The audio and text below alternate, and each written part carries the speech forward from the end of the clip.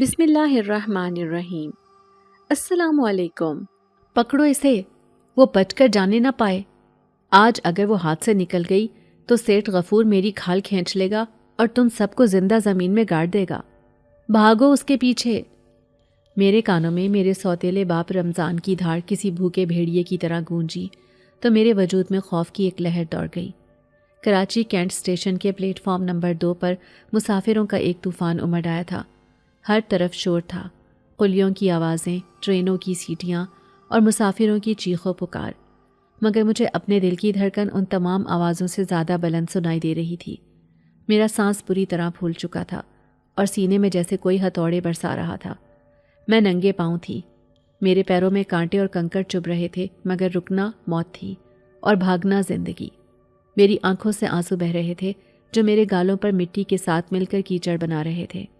میں نے مڑ کر پیچھے نہیں دیکھا، مگر مجھے معلوم تھا کہ وہ میرے پیچھے ہیں، رمضان کے پالتو غنڈے جو مجھے ڈھونڈ رہے تھے تاکہ مجھے اس 60 سالہ سیٹھ غفور کے حوالے کر سکیں جس کے ہاتھوں رمضان نے میرا سودا کر دیا تھا۔ 19 سال کی عمر میں میری قیمت لگ چکی تھی اور آج رات میری رخصتی تھی، مگر میں نے فیصلہ کر لیا تھا کہ میں خودکشی کر لوں گی یا بھاگ جاؤں گی، مگر اس جہنم میں واپس نہیں جاؤں گی جہاں میری ماں کو مار مار کر قبر میں اتار دیا گیا تھا۔ اے لڑکی، دیکھ کر چلو، اندھی ہو کیا؟ میں ایک بھاری بھرکم مسافر سے ٹکرائی تو اس نے مجھے جھڑک دیا۔ میں گرتے گرتے بچی، میرے ہاتھ کانپ رہے تھے اور گلا پیاس سے کانٹوں کی طرح چبھ رہا تھا۔ ہر طرف پیلی وردی والے کلی اور سامان اٹھائے مسافر تھے۔ مجھے کچھ سمجھ نہیں آ رہا تھا کہ میں کہاں جاؤں، کس ٹرین میں بیٹھوں۔ میری جیب خالی تھی، میرے پاس 1 روپیہ بھی نہیں تھا، بس تن پر پہنے ہوئے یہ میلے کچیلے کپڑے تھے اور آنکھوں میں خوف کا سمندر۔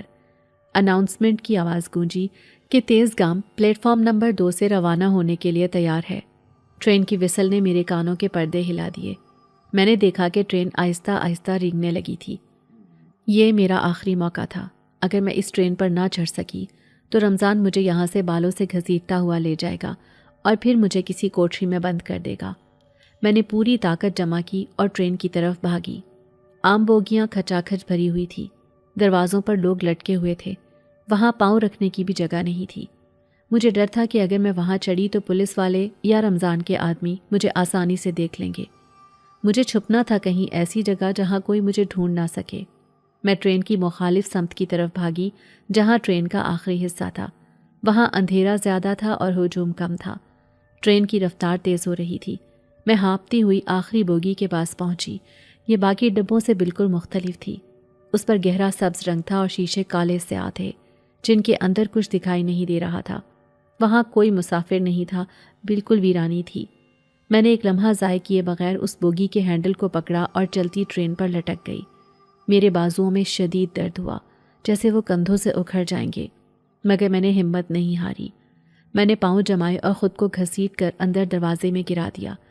ٹرین پلیٹ فارم چھوڑ چکی تھی اور اب رفتار پکڑ رہی تھی۔ میں نے فوراً دروازہ بند کیا اور وہیں زمین پر بیٹھ کر لمبے لمبے سانس لینے لگی۔ میرا پورا جسم پسینے میں شرابور تھا اور حلق سوکھ کر لکڑی ہو چکا تھا، لیکن ابھی سکون نہیں تھا۔ مجھے ڈر تھا کہ کوئی ٹرین کا عملہ مجھے دیکھ لے گا اور مجھے چلتی ٹرین سے نیچے پھینک دے گا یا اگلے اسٹیشن پر پولیس کے حوالے کر دے گا۔ میں نے گھٹنوں میں سر دیا اور سسکیاں لینے لگی۔ یا اللہ، میری مدد کر، مجھے ان ظالموں سے بچا لے، میں نے تیرے سوا کسی سے مدد نہیں مانگی۔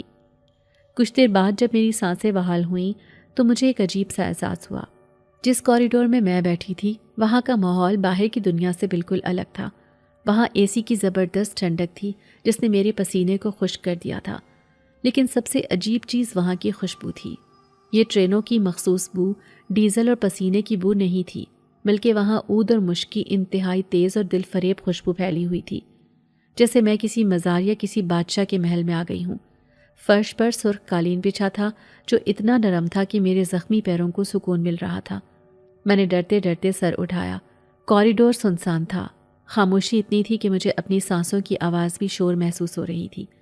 میں نے سوچا کہ شاید یہ کوئی VIP ڈبہ ہے جہاں امیر لوگ سفر کرتے ہیں۔ مجھے چھپنے کے لیے کوئی جگہ ڈھونڈنی تھی۔ میں دیوار کے ساتھ ساتھ چلتی ہوئی آگے بڑھی۔ ایک کیبن کا دروازہ کھلا تھا۔ میں نے جھانک کر دیکھا تو اندر کوئی نہیں تھا۔ میں تیزی سے اندر داخل ہو گئی اور دروازہ بند کر کے کنڈی لگا دی اور وہیں دیوار سے ٹیک لگا کر بیٹھ گئی۔ یہ کیبن کسی 5 اسٹار ہوٹل کے کمرے سے کم نہیں تھا۔ مخملی سیٹیں، شیشے کی میز اور مدھم نیلی روشنیاں۔ میں نے زندگی میں کبھی ایسی ٹرین نہیں دیکھی تھی۔ ابھی میں سکون کا سانس بھی نہیں لے پائی تھی کہ اچانک میرے پیچھے سے ایک مردانہ اور انتہائی روبدار آواز ابھری جس نے میرے خون کو منجمد کر دیا۔ بغیر ٹکٹ کے سفر کرنے والی لڑکیاں اکثر غلطی سے اپنی موت کے منہ میں آ جاتی ہیں۔ کیا تمہیں معلوم نہیں کہ یہ پورا کوپے ریزرو ہے اور یہاں پرندہ بھی پر نہیں مار سکتا؟ میں اچھل کر کھڑی ہو گئی اور خوف سے میری چیخ نکلتے نکلتے رہ گئی۔ میں نے پلٹ کر دیکھا تو سامنے والی برتھ پر، جو ابھی تک مجھے خالی لگ رہی تھی، ایک شخص بیٹھا اخبار پڑھ رہا تھا۔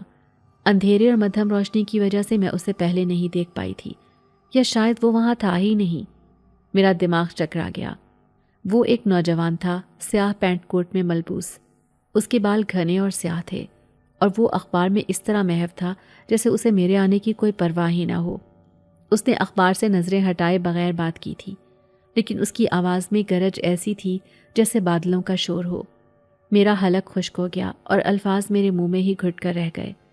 میں نے کانپتے ہوئے ہاتھوں کو جوڑا اور روتے ہوئے کہا، خدا کے لیے مجھے مت نکالے صاحب، میں چور نہیں ہوں، میں بس اپنی جان بچا کر بھاگی ہوں۔ وہ لوگ مجھے مار دیں گے۔ میرے سوتیلے باپ کے غنڈے پوری ٹرین میں مجھے ڈھونڈ رہے ہیں۔ اگر انہوں نے مجھے دیکھ لیا تو وہ مجھے جان سے مار دیں گے۔ میں آپ کے پاؤں پڑتی ہوں، بس مجھے اگلے اسٹیشن تک یہاں چھپنے دیں۔ میں قسم کھاتی ہوں میں آپ کو تنگ نہیں کروں گی، میں بس ایک کونے میں بیٹھ جاؤں گی۔ پلیز صاحب میری مدد کریں، مجھے باہر مت نکالیں۔ میرے آنسو لگاتار بہہ رہے تھے۔ میں خوف سے تھر تھر کانپ رہی تھی۔ سالار نامی اس شخص نے آہستہ سے اخبار نیچے کیا اور پہلی بار میری طرف دیکھا۔ اس لمحے مجھے لگا جیسے وقت تھم گیا ہو۔ اس کی آنکھیں عام انسانوں جیسی نہیں تھیں، وہ گہری سیاہ تھیں، اتنی سیاہ کہ ان میں پتلیاں تک نظر نہیں آ رہی تھی، اور ان آنکھوں میں ایسی مقناطیسی کشش اور وحشت تھی کہ میں چاہ کر بھی اپنی نظر ہٹا نہیں پا رہی تھی۔ وہ مجھے ایسے دیکھ رہا تھا جیسے وہ میرے اندر کا خوف، میرا ماضی اور میری روح تک کو پڑھ رہا ہو۔ اس کے چہرے پر بلا کی سنجیدگی تھی، نہ رحم کا کوئی تاثر تھا نہ غصے کا، بس ایک سرد مہری تھی جو ہڈیوں میں اتر رہی تھی۔ اس نے مجھے سر سے پاؤں تک دیکھا۔ میری حالت یقیناً رحم کے قابل تھی، پھٹے ہوئے کپڑے، بکھرے ہوئے بال اور ننگے پاؤں۔ اس نے اخبار کو تہہ کر کے سائڈ پر رکھا اور اپنی جگہ سے اٹھا۔ اس کا قد بہت لمبا تھا، وہ 6 فٹ سے بھی زیادہ کا لگ رہا تھا۔ جیسے جیسے وہ میری طرف بڑھا میں پیچھے ہٹتی گئی، یہاں تک کہ میری کمر بند دروازے سے جا لگی۔ مجھے لگا اب یہ مجھے دروازہ کھول کر باہر پھینک دے گا یا پولیس کو بلا لے گا۔ میں نے اپنی آنکھیں میچ لیں اور موت کا انتظار کرنے لگی، مگر کچھ نہیں ہوا۔ بس وہ تیز خوشبو میرے بہت قریب آ گئی۔ میں نے ڈرتے ڈرتے ایک آنکھ کھول کر دیکھا تو وہ میرے بالکل قریب کھڑا تھا، لیکن اس نے مجھے چھوا نہیں۔ اس نے اپنا ہاتھ اٹھایا اور اپنی لمبی انگشت شہادت سے دروازے کی طرف اشارہ کیا۔ میں نے حیرت سے دیکھا کہ دروازے کی اوپر والی کنڈی جو میں نے گھبراہٹ میں نہیں لگائی تھی، وہ خود بخود گھوم گئی اور ٹک کی آواز کے ساتھ لاک ہو گئی۔ میں نے اپنی آنکھیں ملی کہ شاید یہ میرا وہم ہے، شاید ٹرین کے ہلنے سے کنڈی گر گئی ہو، لیکن کنڈی گری نہیں تھی بلکہ گھوم کر بند ہوئی تھی۔ یہ ناممکن تھا۔ یہ کیسے ہو سکتا ہے؟ سالار نے میری حیرت کو نظر انداز کیا اور ایک انتہائی پرسکون مگر حکم دینے والے لہجے میں کہا، بیٹھ جاؤ۔ وہ سامنے والی سیٹ کی طرف اشارہ کر رہا تھا۔ میں ابھی بھی صدمے میں تھی، لیکن اس کے حکم میں اتنی طاقت تھی کہ میرے پاؤں خود بخود حرکت کرنے لگے۔ میں ڈرتے ڈرتے سیٹ کے ایک کونے میں سکڑ کر بیٹھ گئی۔ وہ واپس اپنی جگہ پر جا کر بیٹھ گیا اور دوبارہ اخبار اٹھا لیا، جیسے کمرے میں کوئی موجود ہی نہ ہو۔ خاموشی دوبارہ چھا گئی، لیکن اب یہ خاموشی پہلے سے زیادہ خوفناک ہو گئی تھی۔ ٹرین پوری رفتار سے دوڑ رہی تھی۔ باہر گھپ اندھیرا تھا اور اندر میں ایک اجنبی اور پراسرار شخص کے ساتھ قید تھی، جس کی آنکھیں اور جس کا انداز کسی بھی طرح نارمل نہیں تھا۔ میرے ذہن میں ہزاروں وسوسے آ رہے تھے کہ یہ کون ہے، اس نے دروازہ کیسے بند کیا، اور یہ اکیلا اس پورے ڈبے میں کیوں ہے؟ ابھی مشکل سے 10 منٹ ہی گزرے ہوں گے کہ اچانک دروازے پر زوردار دستک ہوئی۔ میرا دل اچھل کر حلق میں آ گیا۔ یہ یقیناً وہ ہوں گے، رمضان کے آدمی یا پھر ٹرین کا عملہ۔ میں نے خوفزدہ نظروں سے سالار کی طرف دیکھا، وہ اطمینان سے بیٹھا رہا۔ دستک تیز ہو گئی اور باہر سے ایک بھاری آواز آئی، ٹکٹ چیکنگ، دروازہ کھولیں۔ میرا رنگ فق ہو گیا۔ میں نے دبی آواز میں کہا، صاحب پلیز مت کھولیں، وہ مجھے پکڑ لیں گے، میرے پاس ٹکٹ نہیں ہے۔ سالار کے چہرے پر ایک طنزیہ مسکراہٹ ابھری۔ اس نے اخبار رکھا اور اٹھ کر دروازے کی طرف گیا۔ مجھے لگا میری موت آ گئی ہے۔ اس نے کنڈی کھولی اور دروازہ کھول دیا۔ سامنے کالے کوٹ میں ملبوس ایک موٹا سا ٹی ٹی کھڑا تھا جس کے ہاتھ میں لسٹ تھی۔ اس نے اندر جھانک کر دیکھا اور مجھے کونے میں سہما ہوا دیکھ کر اس کی آنکھوں میں چمک آ گئی۔ اس نے سخت لہجے میں کہا، سر آپ کا ٹکٹ، اور یہ لڑکی کون ہے؟ اس کے پاس ٹکٹ ہے؟ یہ وی آئی پی کوپے ہے، یہاں بنا ریزرویشن کے کوئی نہیں بیٹھ سکتا۔ میں نے سالار کی طرف دیکھا کہ وہ اب کیا کرے گا، کیا وہ مجھے اس کے حوالے کر دے گا؟ سالار نے جیب میں ہاتھ ڈالا۔ میں سمجھی وہ پیسے نکال رہا ہے، لیکن اس نے جیب سے ایک سکہ نکالا۔ یہ کوئی عام سکہ نہیں تھا، مدھم روشنی میں بھی وہ سکہ آگ کی طرح چمک رہا تھا۔ وہ خالص سونے کا لگ رہا تھا اور اس پر عجیب و غریب نقش و نگار بنے ہوئے تھے، ایسی زبان میں جو میں نے کبھی نہیں دیکھی تھی۔ سالار نے وہ سکہ ٹی ٹی کی آنکھوں کے سامنے کیا اور انتہائی دھیمے لہجے میں کہا، یہ میرا ٹکٹ ہے اور یہ لڑکی میری مہمان ہے، تمہیں کوئی اعتراض تو نہیں؟ ٹی ٹی کی نظریں اس سکے پر جم گئی۔ میں نے ایک عجیب منظر دیکھا۔ ٹی ٹی کی آنکھوں کی پتلیاں پھیل گئیں اور اس کا چہرہ بالکل سپاٹ ہو گیا، جیسے کسی نے اس کا دماغ سوئچ آف کر دیا ہو۔ وہ ایک دم ساکت ہو گیا، جیسے اسے کوئی ہیپناٹائز کر گیا ہو۔ کچھ لمحے وہ بت بنا کھڑا رہا، پھر اس نے مشینی انداز میں سر ہلایا اور ایک روبوٹ کی طرح بولا، جی سر، شکریہ سر، کوئی اعتراض نہیں سر، معاف کیجیے گا سر۔ اس نے دروازہ باہر سے بند کیا اور الٹے قدموں واپس چلا گیا، جیسے اسے کچھ یاد ہی نہ ہو کہ وہ یہاں کیوں آیا تھا۔ میں پھٹی پھٹی آنکھوں سے یہ سب دیکھ رہی تھی۔ یہ کیا تھا؟ وہ ٹی ٹی ای جو ابھی مجھے کھانے والی نظروں سے دیکھ رہا تھا، ایک سکے کو دیکھ کر کیسے بدل گیا؟ اور وہ سکہ کیا تھا؟ میرے اندر خوف کے ساتھ ساتھ حیرت بھی بڑھتی جا رہی تھی۔ سالار نے وہ سکہ ہوا میں اچھالا اور پھر مٹھی میں بند کر لیا۔ اس نے مڑ کر میری طرف دیکھا۔ اس کے ہونٹوں پر ایک پراسرار مسکراہٹ تھی جسے دیکھ کر میرے رونگٹے کھڑے ہو گئے۔ تمہیں کیا لگا میں تمہیں ان کتوں کے حوالے کر دوں گا؟ اس کی آواز میں گونج تھی، جیسے وہ کمرے میں نہیں بلکہ میرے دماغ کے اندر بول رہا ہو۔ میں نے کانپتی ہوئی آواز میں پوچھا، آپ کون ہیں اور وہ ٹی ٹی ای ایسے کیوں چلا گیا؟ آپ نے اس پر کیا جادو کیا ہے؟ سالار نے ایک گہری سانس لی اور واپس اپنی سیٹ پر بیٹھ گیا۔ اس نے اپنی ٹانگ پر ٹانگ چڑھائی اور انگلیوں کو آپس میں جوڑتے ہوئے بولا، جادو کمزور لوگ کرتے ہیں ماہنور، میں جادو نہیں کرتا، میں بس وہ دکھاتا ہوں جو لوگ دیکھنا چاہتے ہیں۔ رہی بات میری پہچان کی، تو ابھی تمہارے لیے اتنا جاننا کافی ہے کہ میں ایک مسافر ہوں جو اپنی منزل کی طرف جا رہا ہے، اور تم ایک بن بلائی مہمان ہو جو غلط وقت پر غلط جگہ آ گئی ہے۔ مجھے جھٹکا لگا، اسے میرا نام کیسے معلوم ہوا؟ میں نے تو اسے اپنا نام نہیں بتایا تھا۔ میں نے خوفزدہ ہو کر پوچھا، آپ کو میرا نام کیسے پتا؟ میں نے تو آپ کو نہیں بتایا۔ سالار کی آنکھوں میں ایک سرخ سی چمک لہرائی جو ایک لمحے کے لیے نمودار ہوئی اور پھر غائب ہو گئی۔ اس نے سنجیدگی سے کہا، انسان کی پیشانی پر اس کا نام اور اس کی تقدیر دونوں لکھی ہوتی ہیں، بس پڑھنے والی آنکھ چاہیے، اور میری آنکھیں وہ سب دیکھ سکتی ہیں جو دیواروں کے پار اور انسانوں کے دلوں میں چھپا ہوتا ہے۔ یہ سن کر میرے جسم میں سنسنی سی پھیل گئی۔ یہ شخص انسان نہیں لگ رہا تھا۔ اس کی باتیں، اس کا انداز، وہ سونے کا سکہ اور وہ دروازے کا خود بخود لاک ہو جانا۔ میرا دل کہہ رہا تھا کہ میں کسی بہت بڑی مصیبت میں پھنس گئی ہوں۔ میں نے سوتیلے باپ سے بچنے کے لیے شیر کی کچھار میں چھلانگ لگا دی ہے۔ ٹرین پوری رفتار سے چل رہی تھی اور مجھے لگ رہا تھا کہ یہ سفر مجھے میری منزل پر نہیں بلکہ کسی اور ہی دنیا میں لے جا رہا ہے۔ میں نے کھڑکی سے باہر دیکھا۔ باہر ویرانہ تھا اور دور دور تک کوئی روشنی نہیں تھی، بس ٹرین کے پہیوں کی تال تھی جو کہہ رہی تھی کہ اب واپسی کا کوئی راستہ نہیں۔ اچانک مجھے کھڑکی کے شیشے میں کچھ دکھائی دیا۔ میں نے غور سے دیکھا تو میرا سانس رک گیا۔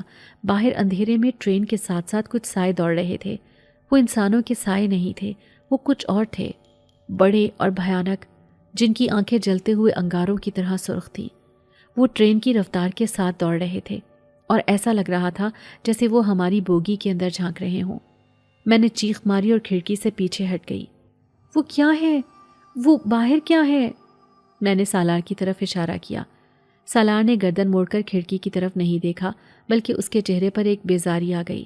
اس نے ٹھنڈے لہجے میں کہا، وہ رات کے شکاری ہیں، انہیں خون کی بو آ گئی ہے، شاید تمہارے زخمی پیروں کے خون کی یا شاید میری موجودگی کی۔ اس کی بات نے مجھے مزید ڈرا دیا۔ شکاری، خون، یہ سب کیا ہو رہا تھا؟ میں نے رونی صورت بنا کر کہا، مجھے بہت ڈر لگ رہا ہے، پلیز کھڑکی بند کر دیں، پردہ گرا دیں، وہ اندر آ جائیں گے۔ سالار اچانک اٹھا اور میرے قریب آیا۔ اس بار وہ اتنا قریب آیا کہ اس کے کوٹ کی خوشبو میرے نتنوں میں بس گئی۔ اس نے جھک کر میری آنکھوں میں دیکھا اور انتہائی دھیمے مگر پراسرار لہجے میں کہا، جب تک تم اس دائرے میں ہو جو میں نے کھینچا ہے، دنیا کی کوئی طاقت تمہیں چھو نہیں سکتی، چاہے وہ انسان ہو یا پھر غیر مرئی مخلوق۔ اپنی زبان بند رکھو اور وہ دیکھو جو میں دکھانا چاہتا ہوں۔ ڈرنا بند کرو لڑکی، خوف موت کی پہلی سیڑھی ہے۔ ابھی اس کی بات مکمل ہی ہوئی تھی کہ ٹرین نے ایک زوردار جھٹکا کھایا، جیسے کسی نے زنجیر کھینچی ہو۔ لائٹیں گل ہو گئیں اور گھپ اندھیرا چھا گیا۔ اندھیرے میں مجھے صرف سالار کی 2 چمکتی ہوئی آنکھیں دکھائی دے رہی تھیں جو اب بالکل سرخ ہو چکی تھیں، اور باہر سے ان سایوں کی خوفناک چیخیں اور کھڑکیوں پر پنجے مارنے کی آوازیں آنے لگیں۔ میرا دل بند ہونے والا تھا۔ یہ ٹرین کیوں رک گئی ہے؟ وہ سرخ آنکھیں کھڑکی کے شیشے کے بالکل اس پار تھیں۔ میرے اور ان کے درمیان صرف آدھے انچ کا شیشہ حائل تھا، اور وہ شیشہ بھی ان کے تیز نوکیلے پنجوں کی رگڑ سے کرچ کرچ کر رہا تھا۔ ٹرین مکمل طور پر ساکت کھڑی تھی اور باہر کا گھٹا ٹوپ اندھیرا جیسے اس بوگی کو نگلنے کے لیے تیار تھا۔ میری سانس میرے گلے میں اٹک گئی تھی۔ میں چیخنا چاہتی تھی مگر میری آواز میرا ساتھ چھوڑ چکی تھی۔ میں نے لرزتے ہوئے ہاتھوں سے اپنا منہ بند کر لیا تاکہ میری سسکیاں باہر نہ نکل سکیں۔ وہ سائے انسانوں کے نہیں تھے، ان کے جسم دھوئیں کی طرح لہرا رہے تھے اور ان کی آنکھوں میں جلتی ہوئی آگ تھی جو سیدھا میری روح کو جھلسا رہی تھی۔ وہ مجھے دیکھ رہے تھے، وہ مجھے پہچانتے تھے۔ ایسا لگ رہا تھا جیسے وہ برسوں سے میرے ہی منتظر تھے۔ میں پیچھے ہٹتے ہٹتے فرش پر گر گئی اور گھسٹتے ہوئے سالار کی ٹانگوں کے پاس جا پہنچی۔ بچائیں، مجھے بچا لیں، وہ اندر آ جائیں گے۔ میں نے سالار کے کوٹ کا پلو مٹھی میں جکڑ لیا۔ میرا پورا وجود کانپ رہا تھا۔ سالار اپنی جگہ سے ہلا نہیں۔ اس اندھیرے میں اس کا چہرہ نظر نہیں آ رہا تھا مگر اس کا وجود ایک عجیب سی نیلی روشنی میں دھندلا سا چمک رہا تھا۔ اس نے میری طرف دیکھا نہیں۔ اس کی نظریں کھڑکی پر جمی ہوئی تھیں جہاں وہ سائے اب شیشے پر مکے برسانے لگے تھے۔ شیشے پر دراڑیں پڑنے لگی تھی۔ سالار نے ایک گہری سانس لی اور اس کی آواز اندھیرے میں گونجی جو اس بار انسانی آواز سے زیادہ کسی قدیم پہاڑ کی گونج لگ رہی تھی۔ اپنی حد میں رہو پست مخلوق، یہ میرا دائرہ ہے اور اس میں قدم رکھنے کی سزا تم جانتے ہو۔ راکھ ہو جاؤ گے راکھ۔ اس نے اپنا دایاں ہاتھ ہوا میں بلند کیا اور اپنی انگلی سے ہوا میں کچھ لکھا۔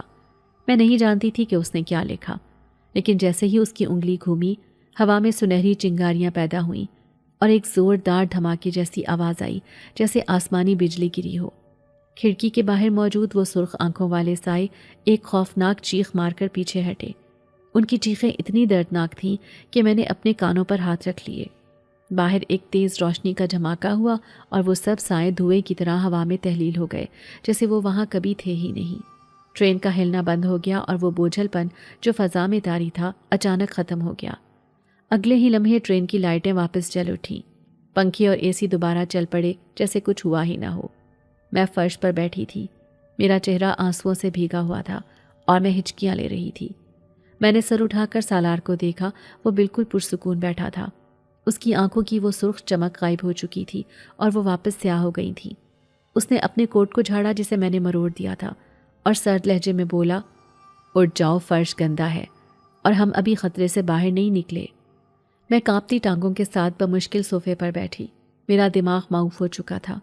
یہ شخص کون ہے؟ وہ چیزیں کیا تھیں؟ اور اس نے ہوا میں ہاتھ لہرا کر انہیں بھگایا کیسے؟ میرے پاس ہزاروں سوال تھے مگر اس کے چہرے کی سختی دیکھ کر میری ہمت نہیں ہوئی کہ کچھ پوچھ سکوں۔ ٹرین دوبارہ چل پڑی تھی اور اس بار اس کی رفتار پہلے سے بھی زیادہ تیز تھی۔ میں نے ڈرتے ڈرتے کھڑکی کی طرف دیکھا۔ شیشہ بالکل صاف تھا اور اس پر دراڑ کا کوئی نشان نہیں تھا، جیسے وہ سب میرا وہم تھا۔ لیکن میں جانتی تھی کہ وہ وہم نہیں تھا، وہ حقیقت تھی، ایک ایسی خوفناک حقیقت جس کا تعلق اس پراسرار مسافر سے تھا۔ کچھ ہی دیر گزری تھی کہ ٹرین کی رفتار آہستہ ہونے لگی۔ کھڑکی سے باہر پلیٹ فارم کی روشنیاں نظر آنے لگیں۔ یہ حیدرآباد اسٹیشن تھا۔ میرا دل پھر زور زور سے دھڑکنے لگا۔ حیدرآباد میرے سوتیلے باپ رمضان کا گڑھ تھا۔ یہاں اس کے جاننے والے ہر جگہ موجود تھے۔ مجھے یقین تھا کہ اس نے یہاں فون کر دیا ہوگا۔ ٹرین ایک جھٹکے سے رکی۔ پلیٹ فارم پر ہجوم اور شور تھا۔ میں نے پردے کی اوٹ سے چھپ کر باہر دیکھا اور میرا خون خشک ہو گیا۔ وہاں وہ لوگ کھڑے تھے، 5-6 لوگ جن کے ہاتھوں میں لاٹھیاں اور پستول تھے۔ ان میں سب سے آگے رمضان کا خاص آدمی کالو تھا۔ وہ ہر بوگی میں جھانک رہا تھا اور چیخ چیخ کر لوگوں سے پوچھ رہا تھا کہ کیا انہوں نے کوئی لڑکی دیکھی ہے۔ وہ ہماری بوگی کی طرف بڑھ رہے تھے۔ میری آنکھوں کے سامنے اندھیرا چھا گیا۔ اب کوئی راستہ نہیں تھا۔ وہ اس VIP کوپے کو ضرور چیک کریں گے کیونکہ باقی ٹرین میں وہ مجھے ڈھونڈ چکے ہوں گے۔ میں بری طرح رو پڑی اور دوبارہ سالار کے قدموں میں گر گئی۔ وہ آ گئے، وہ لوگ آ گئے۔ خدا کے لیے مجھے چھپا لیں، وہ مجھے جان سے مار دیں گے، پلیز کچھ کریں۔ سالار نے اخبار تہہ کر کے سائڈ ٹیبل پر رکھا اور جھک کر مجھے کندھوں سے پکڑ کر اٹھایا۔ اس نے مجھے صوفے پر بٹھایا اور میرے سامنے کھڑا ہو گیا۔ اس نے انتہائی اطمینان سے کہا، شور مت کرو اور یہاں سے ہلنا مت، جو بھی ہو جائے اپنی جگہ سے مت اٹھنا۔ اسی وقت دروازے پر زوردار لات پڑی اور کالو کی کرخت آواز آئی، اندر کون ہے؟ دروازہ کھولو ورنہ توڑ دیں گے۔ میں خوف سے صوفے کے پیچھے دپک گئی۔ سالار چل کر دروازے تک گیا اور کنڈی کھول دی۔ دروازہ کھولا تو سامنے کالو اور اس کے 4 ساتھی کھڑے تھے۔ ان کی آنکھیں غصے سے لال تھیں اور وہ پسینے میں شرابور تھے۔ سالار ان کے سامنے دیوار کی طرح کھڑا تھا۔ کالو نے سالار کو اوپر سے نیچے تک دیکھا۔ سالار کا حلیہ اور روب دیکھ کر وہ ایک لمحے کے لیے ٹھٹکا، لیکن پھر اس نے اندر جھانک کر دیکھا۔ میں سالار کے بالکل پیچھے صوفے پر بیٹھی تھی۔ میں بالکل سامنے تھی۔ میری نظریں کالو کی آنکھوں سے مل رہی تھیں۔ میں نے اپنی سانس روک لی۔ اب یہ مجھے گھسیٹ کر باہر لے جائے گا۔ میں نے آنکھیں بند کر لیں اور کالو کی چیخ کا انتظار کرنے لگی کہ وہ کہے گا، یہ رہی وہ لڑکی۔ لیکن کالو نے جو کہا اس نے میرے ہوش اڑا دیے۔ کالو نے سالار سے کہا، معاف کرنا صاحب جی، ہم ایک لڑکی کو ڈھونڈ رہے ہیں، گھر سے بھاگی ہوئی ہے، چور ہے۔ کیا آپ نے کسی لڑکی کو ادھر آتے دیکھا؟ میں نے حیرت سے آنکھیں کھولیں۔ کالو کی نظریں مجھ پر تھیں لیکن وہ مجھے دیکھ نہیں رہا تھا۔ اس کی آنکھیں مجھ سے پار ہو کر پیچھے دیوار کو دیکھ رہی تھیں۔ میں اس کے بالکل سامنے بیٹھی تھی، میرے ہاتھ پیر ہل رہے تھے، میں زندہ وجود تھی، لیکن اس کے لیے میں غائب تھی۔ یہ کیسے ممکن تھا؟ سالار کے چہرے پر ایک ہلکی سی مسکراہٹ تھی۔ اس نے بڑے آرام سے جواب دیا، یہاں میرے سوا کوئی نہیں ہے، تم غلط جگہ ڈھونڈ رہے ہو، وقت ضائع مت کرو اور نکلو یہاں سے۔ کالو نے ایک بار پھر پورے کمرے میں نظر دوڑائی۔ اس نے صوفے کو دیکھا، اس نے فرش کو دیکھا، اس نے وہاں بھی دیکھا جہاں میں سکڑی ہوئی بیٹھی تھی، لیکن اسے وہاں صرف خالی صوفہ نظر آیا۔ اس نے الجھن میں سر کھجایا اور پھر ہاتھ جوڑ کر بولا، معافی صاحب جی، غلطی ہو گئی، شاید وہ دوسری ٹرین پر چڑھ گئی ہوگی۔ اس نے اپنے آدمیوں کو اشارہ کیا اور دروازہ بند کر کے چلا گیا۔ میں پتھر کی مورتی بنی بیٹھی رہی۔ مجھے اپنی آنکھوں اور کانوں پر یقین نہیں آ رہا تھا۔ وہ لوگ اندھے ہو گئے تھے یا میں واقعی غائب ہو گئی تھی؟ میں نے اپنے ہاتھوں کو دیکھا، وہ مجھے نظر آ رہے تھے۔ میں نے اپنے جسم کو چھوا، میں وہاں موجود تھی، تو پھر وہ مجھے کیوں نہیں دیکھ سکے؟ ٹرین نے وسل دی اور دوبارہ چل پڑی۔ حیدرآباد پیچھے رہ گیا اور میں ایک بار پھر موت کے منہ سے نکل آئی تھی۔ جب ٹرین نے رفتار پکڑ لی تو میں نے سالار کی طرف دیکھا، جو واپس اپنی جگہ پر بیٹھ کر ایسے ریلیکس ہو چکا تھا جیسے کچھ ہوا ہی نہ ہو۔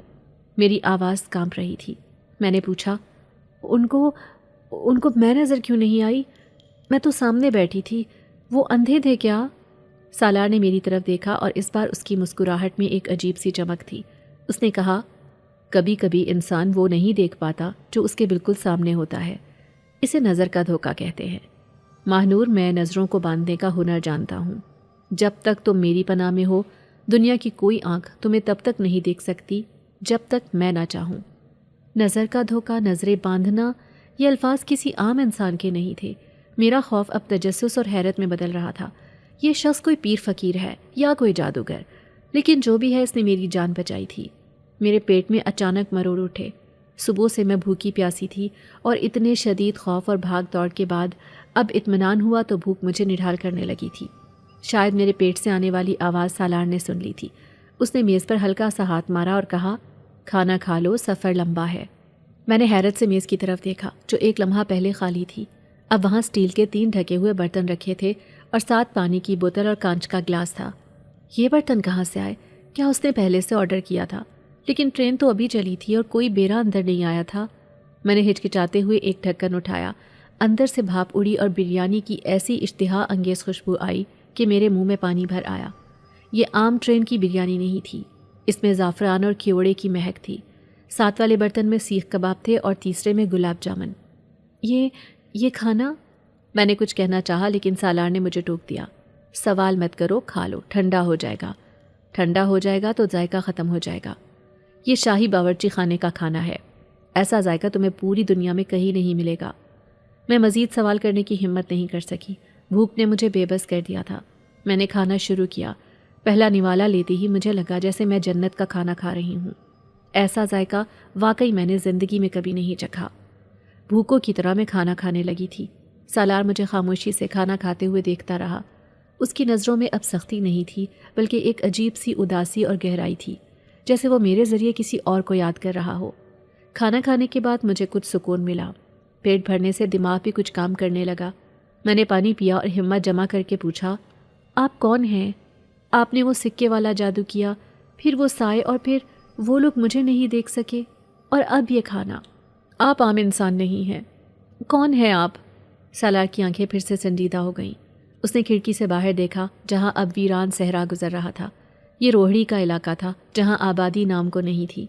اس نے دھیمے لہجے میں کہا، میں وہ ہوں جس کا نام سن کر صحراؤں میں ہوائیں راستہ بدل لیتی ہیں۔ میں سالار سکندر ہوں، لیکن میری اصل پہچان وہ نہیں جو تم سمجھ رہی ہو۔ تمہارے لیے اتنا جاننا کافی ہے کہ آج کی رات تم ایک ایسے مسافر کے ساتھ ہو جس کے دشمن انسانوں سے زیادہ وہ مخلوق ہے جو نظر نہیں آتی۔ میں اس کی بات پوری طرح نہیں سمجھ سکی تھی کہ اچانک ٹرین نے ایک ایسا خوفناک جھٹکا کھایا کہ میں سیٹ سے نیچے گر گئی۔ برتن میز سے گر کر چھن کی آواز آئی۔ ٹرین بری طرح ہل رہی تھی، جیسے زلزلہ آ گیا ہو یا ٹرین پٹری سے اترنے لگی ہو۔ باہر سے ایک بار پھر وہی خوفناک چیخیں آنے لگیں، لیکن اس بار یہ آوازیں سینکڑوں کی تعداد میں تھیں، جیسے پورا لشکر ٹرین پر حملہ آور ہو گیا ہو۔ یہ آوازیں بھیڑیوں کی سی تھیں، لیکن ان میں انسانی چیخوں کی آمیزش تھی۔ سالار بجلی کی تیزی سے کھڑا ہوا۔ اس کا چہرہ اب سخت پتھر کا ہو چکا تھا۔ اس نے چلا کر کہا، وہ آ گئے ہیں، اس بار پوری تیاری کے ساتھ۔ مانور فرش پر لیٹ جاؤ اور خبردار جو تم نے آنکھ اٹھا کر بھی کھڑکی کی طرف دیکھا۔ میں فوراً فرش پر اوندھے منہ لیٹ گئی۔ ٹرین جھولے کی طرح ہل رہی تھی۔ باہر سے دھماکوں کی آوازیں آ رہی تھیں، جیسے کوئی ٹرین کی چھت پر کود رہا ہو۔ شیشے ٹوٹنے کی آوازیں آئیں۔ ہماری بوگی کا شیشہ چٹک گیا تھا۔ میں نے سالار کو دیکھا، وہ کیبن کے درمیان میں کھڑا تھا اور اس کے دونوں ہاتھ پھیلے ہوئے تھے، اور وہ کسی ایسی زبان میں بلند آواز میں کچھ پڑھ رہا تھا جو عربی تھی نہ فارسی۔ وہ الفاظ اتنے بھاری تھے کہ ان کی ادائیگی سے ہوا میں ارتعاش پیدا ہو رہا تھا۔ اس کے جسم سے نیلی اور سنہری روشنی نکل کر چاروں طرف پھیل رہی تھی، جو شیشوں اور دروازوں کو سیل کر رہی تھی۔ باہر اندھیرے میں مجھے بڑے بڑے پروں والے سائے اڑتے نظر آئے جو ٹرین کے ساتھ مقابلہ کر رہے تھے۔ ایک سایہ ٹوٹے ہوئے شیشے سے اندر داخل ہونے کی کوشش کرنے لگا۔ اس کا ہاتھ لمبا اور کالا تھا، جس پر بڑے بڑے ناخن تھے۔ وہ میری طرف بڑھا۔ میں چیخ مار کر پیچھے ہٹی، لیکن اس سے پہلے کہ وہ مجھے چھوتا، سالار نے اس کا ہاتھ ہوا میں کاٹ دیا، ایک نادیدہ تلوار کی طرح۔ اس سائے کا ہاتھ کٹ کر گر گیا اور وہ چیختا ہوا باہر گر گیا۔ کٹا ہوا ہاتھ فرش پر تڑپنے لگا اور پھر جل کر راکھ ہو گیا۔ دیکھو مت، آنکھیں بند کر لو، سالار کی دھاڑ گونجی۔ میں نے کس کر آنکھیں بند کر لیں۔ میرے کانوں میں جنگ کا سما تھا، تلواروں کے ٹکرانے کی آوازیں، چیخیں اور سالار کی پاٹدار آواز جو مسلسل منتر پڑ رہی تھی۔ مجھے لگا آج میری زندگی کی آخری رات ہے۔ یہ سفر کراچی سے لاہور کا نہیں، بلکہ زندگی سے موت کا سفر تھا۔ میں رو رہی تھی، دعائیں مانگ رہی تھی کہ اللہ یہ عذاب ٹل جائے۔ ٹرین کی رفتار کم نہیں ہو رہی تھی، بلکہ وہ اندھا دھند بھاگ رہی تھی، جیسے کوئی بے قابو گھوڑا ہو۔ تقریباً آدھے گھنٹے تک یہ قیامت جاری رہی، پھر اچانک سب کچھ تھم گیا۔ شور رک گیا، ٹرین کا ہلنا بند ہو گیا اور وہ پرسکون انداز میں چلنے لگی۔ صرف پہیوں کی آواز رہ گئی تھی۔ میں کافی دیر تک ویسے ہی پڑی رہی، پھر میں نے محسوس کیا کہ کوئی میرے پاس آیا ہے۔ خوشبو کا جھونکا مجھے لگا تو میں نے ڈرتے ڈرتے آنکھ کھولی۔ سالار میرے پاس گھٹنوں کے بل بیٹھا تھا۔ وہ شدید تھکا ہوا لگ رہا تھا۔ اس کے ماتھے پر پسینے کے قطرے تھے اور اس کا کوٹ جگہ جگہ سے پھٹا ہوا تھا، جیسے وہ کسی جنگ سے واپس آیا ہو، لیکن اس کی آنکھوں میں فتح کا سکون تھا۔ اس نے اپنا ہاتھ میرے سر پر رکھا۔ اس کا ہاتھ ٹھنڈا تھا، مگر اس میں ایک عجیب سی طاقت تھی جس نے میرے خوف کو جذب کر لیا۔ اٹھو، خطرہ ٹل گیا ہے، وہ چلے گئے ہیں، اس نے نرمی سے کہا۔ میں اٹھ کر بیٹھ گئی۔ میرا پورا جسم دکھ رہا تھا۔ میں نے پوچھا، وہ کیا تھا؟ آپ کو چوٹ لگی ہے؟ میں نے اس کے پھٹے ہوئے کوٹ کی طرف اشارہ کیا۔ سالار نے مسکرا کر اپنے بازو کو دیکھا اور اس پر ہاتھ پھیرا۔ میرے دیکھتے ہی دیکھتے وہ پھٹا ہوا کوٹ خود بخود جڑ گیا اور رفو ہو گیا، جیسے کبھی پھٹا ہی نہ ہو۔ میں حیرت سے منہ کھولے رہ گئی۔ سالار کھڑا ہو گیا اور بولا، یہ میری جنگ تھی ماہنور، جو برسوں سے جاری ہے، اور تم بلا وجہ اس کا حصہ بن گئی ہو۔ اب سو جاؤ، صبح ہونے میں ابھی وقت ہے، اور تمہیں نیند کی ضرورت ہے، کیونکہ کل کا دن تمہاری زندگی کا سب سے عجیب دن ہونے والا ہے۔ اس نے مجھے سیٹ پر لٹا دیا اور خود دوسری برتھ پر بیٹھ گیا۔ میں سونا نہیں چاہتی تھی، لیکن میری آنکھوں میں جیسے کسی نے ریت بھر دی ہو۔ میری پلکیں بھاری ہونے لگیں۔ سالار کی خوشبو اور ٹرین کی مدھم تال نے مجھے سلانا شروع کر دیا۔ آخری منظر جو مجھے یاد ہے وہ سالار تھا، جو کھڑکی سے باہر چاند کو دیکھ رہا تھا، اور اس کے ارد گرد ہلکی سی سنہری دھند پھیلی ہوئی تھی۔ نیند کی جس وادی میں اتری تھی وہ بہت گہری تو تھی، مگر پرسکون ہرگز نہیں تھی۔ میرے ذہن کے پردے پر عجیب و غریب اور ہیبت ناک مناظر لہرا رہے تھے۔ کبھی وہی سرخ آنکھوں والے خوفناک سائے جو گاڑی کی کھڑکیوں کو توڑنے کی کوشش کر رہے تھے، اور کبھی سالار کا وہ سنہری سکہ جو کسی جادوئی آنکھ کی طرح چمک رہا تھا۔ مجھے نہیں معلوم تھا کہ میں کتنی دیر سوئی رہی یا اس وقت رات کا کون سا پہر ہے، لیکن اچانک میری آنکھ کھل گئی۔ یہ جاگنا کسی شور یا دھماکے کی وجہ سے نہیں تھا، بلکہ فضا میں موجود ایک ایسی بھاری اور دبا دینے والی خاموشی کی وجہ سے تھا جو کسی بڑے طوفان کی آمد کا پیش خیمہ ہوتی ہے۔ ریل گاڑی کی ہلکی ہلکی تھرتھراہٹ تو میرے جسم کے نیچے موجود تھی، مگر پہیوں کا وہ مخصوص شور بالکل غائب ہو چکا تھا، جو لوہے کی پٹری سے رگڑ کھانے سے پیدا ہوتا ہے۔ ایسا لگ رہا تھا جیسے گاڑی زمین پر نہیں بلکہ ہوا میں تیر رہی ہو۔ میں اٹھنا چاہتی تھی، مگر میرا جسم سن تھا، جیسے کسی نے مجھے نادیدہ زنجیروں میں جکڑ رکھا ہو۔ میں اپنی جگہ سے ہل نہیں پا رہی تھی، صرف میری آنکھیں اور دماغ جاگ رہے تھے۔ میں نے اپنی پلکوں کے درمیان سے جھانک کر دیکھا، اور جو منظر میری آنکھوں کے سامنے تھا اس نے میرے خون کو برف کی طرح جما دیا۔ خوف کی ایک ایسی سرد لہر میری ریڑھ کی ہڈی میں دوڑ گئی کہ اگر میرا منہ کھلا ہوتا تو یقیناً میری چیخ نکل جاتی۔ یہ وہ ریل گاڑی کا چھوٹا سا کمرہ نہیں تھا جس میں سوئی تھی۔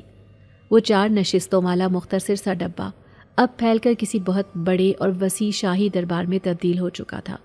وہ دیواریں جو پہلے لکڑی کی بنی تھیں اب سیاہ چمکدار پتھر کی لگ رہی تھیں، ایسا پتھر جو میں نے دنیا میں کہیں نہیں دیکھا تھا۔ ان دیواروں پر سونے کے پانی سے عجیب و غریب اور خوفناک اشکال بنی ہوئی تھیں جو زندہ محسوس ہوتی تھی۔ سب سے زیادہ دہشت ناک بات یہ تھی کہ اس کمرے کی چھت غائب تھی، اور اوپر خلا جیسا گھٹا ٹوپ اندھیرا تھا جس میں ہزاروں چھوٹے چھوٹے ستارے ٹمٹما رہے تھے۔ یہ ناممکن تھا۔ یہ چلتی ہوئی ریل گاڑی کے اندر کیسے ہو سکتا تھا؟ میرا دل سینے میں اس زور سے دھڑکنے لگا کہ مجھے لگا یہ پسلیاں توڑ کر باہر آ جائے گا، لیکن میں نے اپنی سانسوں کو روکے رکھا، کیونکہ میرے سامنے جو کچھ ہو رہا تھا وہ انسانی عقل کی سرحدوں سے بہت دور تھا۔ سالار اپنی نشست پر موجود نہیں تھا، بلکہ وہ زمین سے کئی فٹ اوپر فضا میں معلق تھا۔ وہ ہوا میں آلتی پالتی مارے بیٹھا تھا۔ اس کے ہاتھ گھٹنوں پر تھے اور آنکھیں بند تھیں۔ اس کا سیاہ لباس، وہ پینٹ کوٹ جو اس نے پہن رکھا تھا، اب ایک لمبے شاہانہ لبادے میں بدل چکا تھا جو ہوا میں لہرا رہا تھا۔ یہ لبادہ آگ کے شعلوں کی طرح سرخ اور سیاہ تھا۔ اس کے سر پر ایک ہلکا سا نور کا تاج تھا جو مسلسل اپنی شکل تبدیل کر رہا تھا۔ کبھی وہ تاج شعلوں کی صورت اختیار کرتا اور کبھی گاڑھے دھوئیں کی۔ اس کے چہرے پر ایک ایسا رعب اور جلال تھا کہ اس کی طرف آنکھ بھر کر دیکھنا بھی محال تھا۔ لیکن اس سے بھی زیادہ خوفناک منظر اس کے نیچے تھا، فرش پر جو اب سرخ مخملی قالین کے بجائے کالے سنگ مرمر کا لگ رہا تھا، 2 عجیب الخلقت اور خوفناک صورت والی مخلوق کھڑی تھی۔ ان کے قد بمشکل 2 فٹ ہوں گے۔ ان کے جسم ٹیڑھے میڑھے تھے، کان لمبے اور خنجر کی طرح نوکیلے تھے، اور ان کی جلد کا رنگ سوکھی ہوئی مٹی جیسا بھورا تھا۔ وہ دونوں ہاتھ باندھے سر جھکائے انتہائی ادب اور خوف کے عالم میں کھڑے تھے، جیسے کسی بہت بڑی سزا کے منتظر ہوں یا کسی حکم کی تعمیل کے لیے اپنی جان دینے کو تیار ہوں۔ ان میں سے ایک بونا نما وجود نے ہلکی سی حرکت کی اور انتہائی باریک چیں چیں کرتی آواز میں بولا، ایسی آواز جیسے پرانے دروازے کے قبضے جرجرا رہے ہوں۔ شہنشاہ معظم، لاہور کی حدود قریب آ گئی ہیں۔ آپ کے استقبال کی تیاریاں مکمل ہیں۔ تمام قبیلے آپ کی آمد کے منتظر ہیں۔ ہواؤں نے پیغام پہنچا دیا ہے اور زمین کے نیچے رہنے والوں نے راستے سجا دیے ہیں۔ کیا ہمارے لیے کوئی اور حکم ہے؟ ہوا میں معلق سالار نے اپنی آنکھیں نہیں کھولیں، مگر اس کی آواز اس وسیع ہال میں گونجی۔ یہ آواز اس انسانی سالار کی آواز سے کہیں زیادہ بھاری، گرجدار اور روبدار تھی۔ انہیں کہو کہ راستے صاف رکھیں۔ میرے ساتھ ایک مہمان ہے، اس کی حفاظت میری ذمہ داری ہے۔ اگر ہوا کا ایک جھونکا بھی میری اجازت کے بغیر اسے چھوا تو میں پورے شہر کو راکھ کا ڈھیر بنا دوں گا۔ میرے قبیلے کے سرداروں کو بتا دو کہ آج سالار سکندر اکیلا نہیں ہے، اس کی پناہ میں ایک انسانی بیٹی ہے۔ کیا تم سمجھ گئے؟ وہ دونوں عجیب مخلوقات سالار کا جلال دیکھ کر تھر تھر کانپنے لگیں اور زمین پر سجدے میں گر گئیں۔ ان کی پیشانیاں کالے پتھر سے ٹکرائیں۔ جی سرکار، ہم سمجھ گئے، آپ کا حکم سر آنکھوں پر، آپ کی امانت ہماری امانت ہے۔ میں یہ سب دیکھ کر دم سادے پڑی تھی۔ میرے اندر کا خوف اب یقین میں بدل چکا تھا کہ یہ شخص انسان نہیں ہے، یہ کوئی جن ہے، کوئی بادشاہ، کوئی ایسی طاقتور ہستی جس کا ذکر میں نے صرف دادی کی کہانیوں میں سنا تھا۔ شہنشاہ، جنات کا بادشاہ، اور وہ کس مہمان کی بات کر رہا ہے؟ میری؟ کیا وہ میری حفاظت کی بات کر رہا ہے؟ میں نے ڈر کے مارے دوبارہ آنکھیں زور سے بھینچ لیں اور دل ہی دل میں دعائیں پڑھنے لگی۔ کچھ دیر بعد ایک تیز روشنی کا جھماکا ہوا، اتنا تیز کہ بند آنکھوں میں بھی محسوس ہوا، اور پھر سب کچھ پہلے جیسا ہو گیا۔ پہیوں کا شور واپس آ گیا، ٹھنڈک پیدا کرنے والی مشین کی وہی پرانی آواز اور گاڑی کے ہلنے کا احساس لوٹ آیا۔ میں نے ہمت کر کے ایک آنکھ کھولی تو دیکھا کہ کمرہ واپس اپنی اصلی حالت میں آ چکا تھا۔ وہی لکڑی کی دیواریں اور سالار اپنی نشست پر لیٹا ہوا۔ وہ شاید گہری نیند میں تھا۔ اس کے چہرے پر اب وہ جلال نہیں تھا، بلکہ ایک انسانی معصومیت اور سکون تھا۔ لیکن اب میں جانتی تھی کہ وہ سو نہیں رہا، وہ سب جانتا ہے، وہ سب دیکھتا ہے۔ صبح کی سفیدی نمودار ہوئی تو کھڑکی سے پنجاب کے سرسبز کھیت نظر آنے لگے۔ سورج کی کرنیں شیشوں سے چھن کر اندر آ رہی تھیں اور رات کی وحشت کو ختم کر رہی تھی۔ سالار اپنی جگہ سے اٹھا۔ وہ بالکل تر و تازہ لگ رہا تھا، جیسے رات بھر آرام سے سویا ہو اور اس نے کوئی عجیب و غریب دربار نہ لگایا ہو۔ وہ منہ ہاتھ دھونے گیا اور جب واپس آیا تو اس نے وہی پرانا سیاہ لباس پہن رکھا تھا۔ اس نے میری طرف دیکھا، اس کی آنکھوں میں وہی گہرائی تھی، مگر اب ان میں وہ وحشت نہیں تھی جو رات کو میں نے محسوس کی تھی۔ اٹھ جاؤ ماہنور، ناشتہ کر لو، ہم منزل پر پہنچنے والے ہیں۔ اس نے میز کی طرف اشارہ کیا جہاں گرما گرم چائے اور پراٹھے رکھے تھے۔ مجھے نہیں معلوم یہ ناشتہ کہاں سے آیا تھا، کیونکہ کوئی ملازم اندر نہیں آیا تھا، لیکن اب مجھے ان باتوں پر حیرت نہیں ہو رہی تھی۔ میں سہمے ہوئے انداز میں اٹھی، میرا گلا خشک تھا اور آنکھوں میں رات جگے کی تھکن۔ میں نے اس کی طرف دیکھا اور میرے منہ سے بے اختیار وہ سوال نکل گیا جو پوری رات میرے سینے میں گھٹتا رہا تھا۔ آپ انسان نہیں ہیں نا؟ میں نے رات سب کچھ دیکھ لیا تھا۔ آپ ہوا میں تھے اور وہ مخلوق۔ سالار کے ہاتھ میں چائے کا پیالہ تھا، وہ رک گیا۔ اس نے پیالہ آہستگی سے میز پر رکھا اور میری طرف مڑا۔ اس کے چہرے پر کوئی گھبراہٹ نہیں تھی، نہ ہی اس نے بات کو چھپانے کی کوشش کی، بلکہ اس کے ہونٹوں پر ایک پرسکون اور پراسرار مسکراہٹ تھی۔ وہ میرے سامنے والی نشست پر بیٹھ گیا اور میری آنکھوں میں آنکھیں ڈال کر بولا، تو تم جاگ رہی تھیں؟ مجھے لگا تم خواب دیکھ رہی ہو۔ انسان اکثر وہ نہیں دیکھ پاتے جو ان کی سمجھ سے بالا تر ہوتا ہے۔ میں نے کانپتی ہوئی آواز میں کہا، وہ خواب نہیں تھا، آپ ہوا میں اڑ رہے تھے، وہ بونے، وہ تاج۔ آپ کون ہیں؟ سچ بتائیں ورنہ میں ابھی زنجیر کھینچ کر گاڑی روک دوں گی۔ سالار ہلکا سا ہنسا، اس کی ہنسی میں کھنک تھی۔ اس نے کہا، گاڑی روکنے سے کچھ نہیں ہوگا ماہنور، اور نہ ہی تم مجھ سے بھاگ سکتی ہو۔ تم سچ جاننا چاہتی ہو تو سنو۔ ہاں، میں انسان نہیں ہوں، میں وہ ہوں جسے تمہاری دنیا میں جن کہا جاتا ہے۔ میں سالار سکندر ہوں، جنات کے سب سے بڑے اور قدیم قبیلے کا سربراہ۔ میں ایک اہم مقصد کے لیے انسانی روپ میں سفر کر رہا تھا، لیکن تقدیر تمہیں میرے پاس لے آئی۔ میرا دل اچھل کر حلق میں آ گیا۔ جن، ایک اصلی جن میرے سامنے بیٹھا تھا۔ میں کھسک کر دیوار کے ساتھ لگ گئی، میرا رنگ زرد پڑ گیا۔ تو کیا آپ مجھے کھا جائیں گے، مجھے مار دیں گے، یا مجھے اپنی دنیا میں لے جا کر قید کر دیں گے؟ سالار نے سنجیدگی سے نفی میں سر ہلایا۔ اس کی آنکھوں میں ایک عجیب سی نرمی آ گئی۔ نہیں نادان لڑکی، ہم درندے نہیں ہیں، ہم وعدے کے پکے ہوتے ہیں۔ تم نے میری پناہ مانگی تھی اور ہمارے قبیلے کا اصول ہے، جس کی حفاظت ایک رات کے لیے شاہ جنات کر لے، اسے پھر لاوارث نہیں چھوڑا جاتا۔ ہم کچا گوشت نہیں کھاتے اور نہ ہی معصوم لڑکیوں کو تنگ کرتے ہیں۔ اگر مجھے تمہیں مارنا ہوتا تو ان سائے نما شکاریوں سے تمہیں کیوں بچاتا؟ اس کے لہجے میں ایسی سچائی تھی کہ میرا خوف تھوڑا کم ہوا۔ مجھے رات کا منظر یاد آیا جب اس نے ان خطرناک سایوں سے میری جان بچائی تھی۔ اگر وہ برا ہوتا تو مجھے ان کے حوالے کر دیتا۔ اس نے تو مجھے کھانا کھلایا، مجھے سونے کی جگہ دی اور میرے سر پر ہاتھ رکھا۔ میں نے پوچھا، لیکن اب کیا ہوگا؟ شہر آ جائے گا، میں کہاں جاؤں گی؟ میرے پاس کوئی گھر نہیں، کوئی ٹھکانہ نہیں، اور میرا سوتیلا باپ مجھے وہاں بھی ڈھونڈ لے گا۔ پولیس کے سپاہی مجھے پکڑ لیں گے۔ میرے پاس تو اب مرنے کے سوا کوئی راستہ نہیں بچا۔ سالار نے چائے کا گھونٹ بھرا اور کھڑکی سے باہر دیکھتے ہوئے کہا، جہاں اب شہر کی عمارتیں نظر آنے لگی تھیں، تمہیں لگتا ہے کہ جس کا ہاتھ میں تھام لوں دنیا کا کوئی سپاہی یا کوئی ظالم باپ اسے چھین سکتا ہے؟ اب تم عام انسان نہیں رہی ماہنور، تم اب میری ذمہ داری ہو۔ لاہور میں تمہارا استقبال ویسا ہی ہوگا جیسا ایک شہزادی کا ہوتا ہے۔ گاڑی کی رفتار کم ہونے لگی اور آخر کار لاہور کا بڑا اسٹیشن آ گیا۔ چبوترے پر وہی شور، وہی ہجوم، وہی بھاگ دوڑ۔ گاڑی رکی، میرا دل پھر سے ڈوبنے لگا۔